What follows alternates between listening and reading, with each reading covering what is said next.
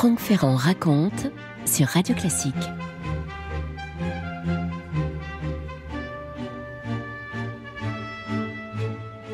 On dit que le Barbier de Séville a été composé par Rossini en moins de 3 semaines, et c'est vrai que la commande est arrivée seulement 1 mois avant la première.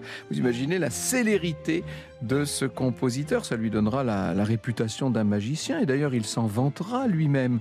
J'écrivis l'ouverture de La Pivoleuse le jour de la première, dit-il, dans le théâtre même où j'étais maintenu prisonnier par le directeur et placé sous la surveillance de machinistes qui avaient pour instruction de jeter page à page mon texte original par la fenêtre pour que les copistes qui attendaient dehors puissent le transcrire. Faute de feuillets, ils avaient pour ordre de me jeter moi-même par la fenêtre. Je fis mieux encore avec le Barbier. Je ne composais pas d'ouverture, mais choisis pour cet opéra une ouverture destinée à un opéra semi-sérieux intitulé Élisabeth. Il n'empêche, le soir de la première du Barbier, nous sommes le 20 février 1816 à Rome, au théâtre Argentina, eh bien, on ne peut pas dire que ce soit un succès, et c'est même pire que ça, c'est un véritable fiasco. Pour quelle raison ? Oh, il y a 2 raisons principales.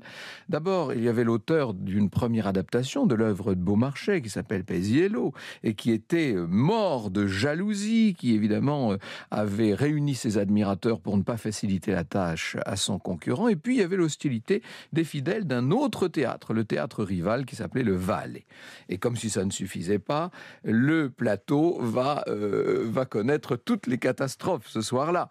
Par exemple, le comte Almaviva va jouer de la guitare et à un moment, paf, il y a une corde qui se casse. Vous imaginez les rires du public. Et puis la basse c'était Zenobio Vitarelli qui jouait le rôle du traître Basile et qui, pendant l'ère de la calomnie, va tomber dans une trappe et quand il se relève, il a le nez tout ensanglanté, vous imaginez. Et puis il y a même carrément un chat qui va traverser la scène. Hilarité générale, sifflet, lazzi de tous les contempteurs de Rossini réunis à grands frais. Bref, rien ne lui aura été épargné.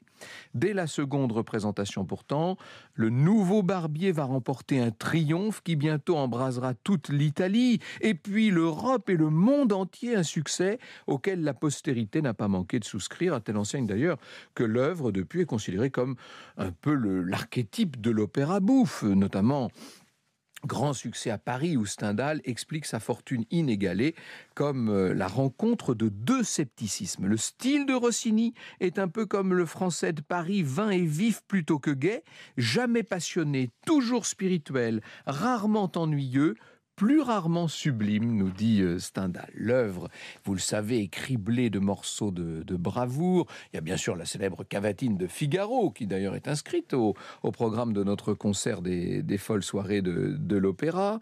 Que de feu, que de légèreté, que d'esprit dans le trait, dira Stendhal. Et puis, l'air de la calomnie de Basile, justement.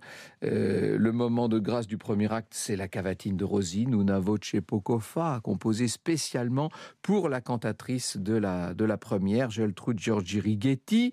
Et bien que plein de drôleries, on peut dire que le deuxième acte est un petit peu moins riche en airs célèbres, même nettement moins riche. C'est ce qui faisait dire à Kaminski dans son ce guide qui s'appelle 1001 opéras chez Fayard. Kaminski dit: on connaît par cœur le premier acte, on se souvient seulement du second. Franck Ferrand sur Radio Classique. Il était né à Pesaro, est-ce que j'ai besoin de vous dire ça, Rossini? Gioacchino Antonio Rossini, il était né le 29 février 1792. C'est une date de naissance qui n'est pas neutre. Un 29 février, ça n'a lieu que tous les 4 ans, n'est-ce pas? Et puis 92, l'année où la Révolution française s'attaque aux structures même de l'Ancien Régime. Né à Pesaro, dans cette petite ville des bords de l'Adriatique, dans une famille modeste.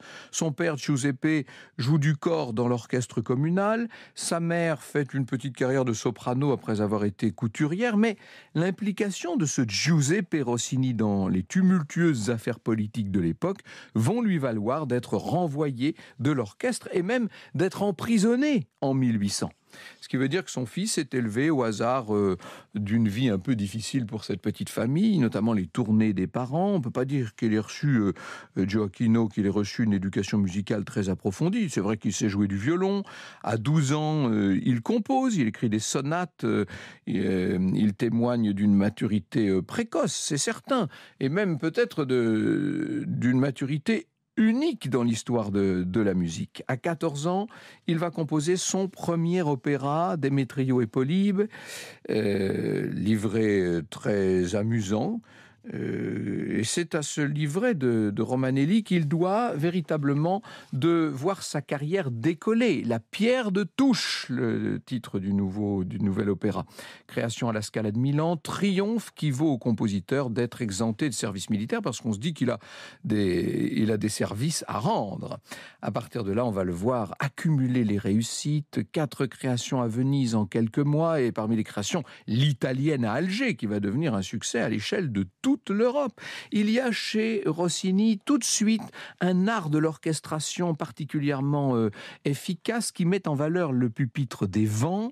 Le style de Rossini, c'est ce style de crescendo, vous savez, cette montée progressive de l'intensité. Au terme du crescendo, eh bien, on voit l'orchestre éclater. C'est un tumulte véritablement. D'ailleurs, on appellera Rossini, enfin ça, ce sont ses ennemis qui l'appelleront Signor Vacarmi. Oui, c'est vrai que ça fait parfois un peu de vacarme, mais le public, lui, aime ce nouveau style. Et on va pouvoir bientôt parler d'une Rossini-mania, d'un public qui se laisse charmer, qui se laisse enivrer jusqu'au délire. Vous écoutez Radio Classique. Malgré l'échec de Sigismond à Venise, Rossini devient un compositeur populaire, et même c'est sans doute le compositeur le plus populaire d'Italie à la fin de ce que nous appelons l'Empire. 1815, c'est l'année de sa gloire, de son apogée. Le jeune musicien est engagé par le plus puissant impresario italien, Domenico Barbara, qui dirigeait le théâtre San Carlo de Naples. C'était un ancien serveur de café, vous savez, qui avait réussi à accumuler une énorme fortune, ce qui lui avait permis non seulement de prendre en main la prestigieuse institution du San Carlos, mais aussi d'engager de grands artistes, et parmi eux, Isabella Colbran, qui était née en Espagne, bien que d'origine allemande, qui avait été la maîtresse d'ailleurs du patron de cet opéra avant de devenir celle de Rossini et avant de devenir sa femme.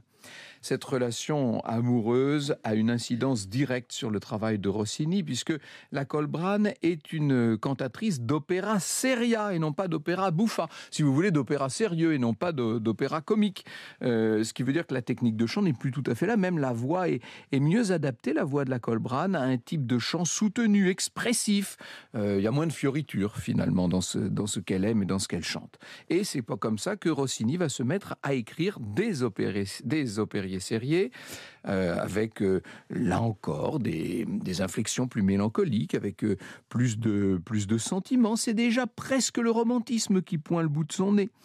Le premier opéra de ce type, c'est Élisabeth, reine d'Angleterre, donc en 1815, qui va devenir un peu l'archétype de l'opéra romantique italien. Rossini, néanmoins, va continuer à un peu tout mélanger. Il puise très volontiers dans ses partitions antérieures. Par exemple, pour Élisabeth, il va emprunter l'ouverture d'Aurélien à Palmyre, il modifie juste un peu l'orchestration, il va prendre plusieurs arias d'autres œuvres intérieures, il fait son mélange, vous savez, il fait son miel. La Colbran va triompher dans cette Élisabeth, elle fait chavirer tous les cœurs, ainsi qu'en témoigne, à propos de son entrée au deuxième acte, ainsi qu'en témoigne Stendhal en personne, je le cite. « Jamais l'imagination la plus exaltée n'a pu se figurer une Élisabeth plus belle, dit-il, et surtout plus majestueuse. Dans l'immense salle San Carlo, il n'y avait peut-être pas un seul homme qui ne sentit qu'on devait voler à la mort avec plaisir pour obtenir un regard de cette belle reine. Mademoiselle Colbran dans Élisabeth n'avait point de geste, rien de théâtral, rien de ce que le vulgaire appelle des poses ou des mouvements tragiques. Son pouvoir immense, les événements importants qu'un mot de sa bouche pouvait faire naître, Tout se peignait dans ses yeux espagnols si beaux et dans certains moments si terribles. En voyant mademoiselle Colbrand parler à Mathilde, il était impossible de ne pas sentir que depuis 20 ans, cette femme superbe était reine absolue. Et Stendhal, par la suite, se montrera un petit peu plus réservé envers la Colbrand. Il l'accuse de chanter de plus en plus faux, d'inciter Rossini à surcharger ses harmonies pour essayer de cacher un peu les insuffisances d'une voix qui se dérobe. Et durant 7 ans, Rossini va mener une existence de compositeur, impresario, chef d'orchestre. Il est tout à la fois, cet homme-là. Et ce sont de très grands succès. Othello en 1816, Le Barbier de Séville, donc opéra opéra bouffe là, en la même année. Cendrillon en 17, La Pivoleuse également en 17, qui surprend un peu ses fidèles. Il faut vous dire qu'on le critique beaucoup, Rossini, bien entendu. Il en a d'ailleurs tellement assez qu'on le taquine, qu'on l'attaque, qu'il va finir par quitter Naples et se rendre à Vienne en 1822. Et alors là, c'est une rencontre avec le public viennois. Vous savez, on dit qu'il fait pleurer Hegel. Il va rencontrer Beethoven le 22 avril 1822. Alors, on dit que Beethoven lui aurait dit « Surtout, mon cher, faites beaucoup de Barbier ». C'est possible. Beethoven avait peut-être lu la partition, parce que la vérité, c'est qu'il était complètement sourd à l'époque. Il sera invité, Rossini, par Metternich au congrès de Vienne. Il va quitter l'Italie après avoir donné Sémiramide à Venise en 23, et quand je dis qu'il quitte l'Italie, c'est pour Londres. Épisode anglais qui tourne assez vite au fiasco financier. À ce moment-là, il va accepter les propositions du roi de France, Charles X, et venir se fixer à Paris, d'abord comme inspecteur du chant, et puis très vite comme co-directeur du théâtre italien, ce qui ne va pas l'empêcher, tout en dirigeant le théâtre italien, de livrer à l'Opéra de Paris une œuvre par an. C'est le moment où Stendhal rédige sa vie de Rossini, et la préface de cette vie de Rossini, vous voyez, on est en plein dans cette période de la Restauration. La préface commence de cette manière. Depuis la mort de Napoléon, il s'est trouvé un homme duquel on parle tous les jours, à Moscou comme à Naples, à Londres comme à Venise, à Paris comme à Calcutta. La gloire de cet homme ne connaît d'autre borne que celle de la civilisation, et il n'a pas 32 ans. Franck Ferrand sur Radio Classique. Évidemment, maintenant que Rossini est à Paris et que l'Europe entière veut écouter les productions du maître, on peut dire d'une certaine manière que l'opéra français est en train de se rossiniser, si vous me passez le néologisme. Il suffit de voir les partitions d'Aubert, de Boieldieu, d'Adam. Rossini ne compose qu'une pièce de circonstance à l'occasion du couronnement de Charles X en 1825, mais il inflige un cinglant démenti à tous ceux qui croyaient que sa veine comique s'était tarie.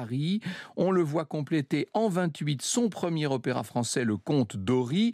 Le Comte d'Ory qui en réalité est une adaptation française du Voyage à Reims, qu'il avait déjà écrit. Rossini va tirer profit de l'aisance matérielle dont il bénéficie.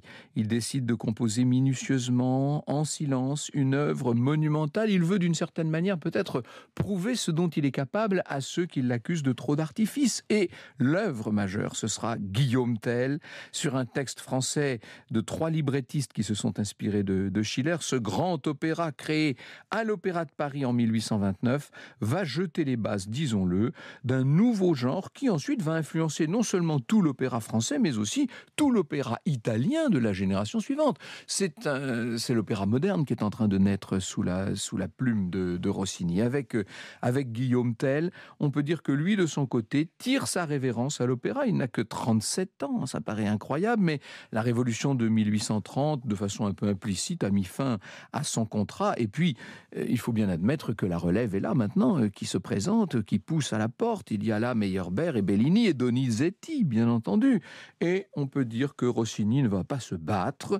Il préfère d'une certaine façon abandonner la place. Il faut vous dire qu'il est affecté par des crises nerveuses qui sont de plus en plus nombreuses et qui sans doute sont les répercussions de ce surmenage intense d'une jeunesse consacrée non seulement à l'écriture et à la production, mais consacrée à une sorte de frénésie.